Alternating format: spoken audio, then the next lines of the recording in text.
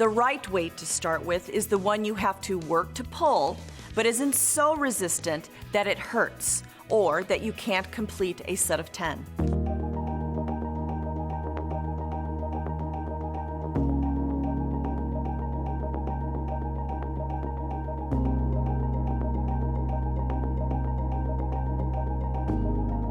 I'm Dr. Wright.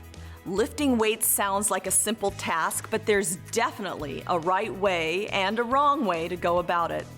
Lifting more than 85% of your maximum can increase your risk of injury, but lifting less than 60% of your max isn't effective. The right weight to start with is the one you have to work to pull, but isn't so resistant that it hurts or that you can't complete a set of 10. You should be able to perform each repetition lifting the weight through a full range of motion in a slow, controlled manner, taking twice as long to lower the weight as you do to lift it.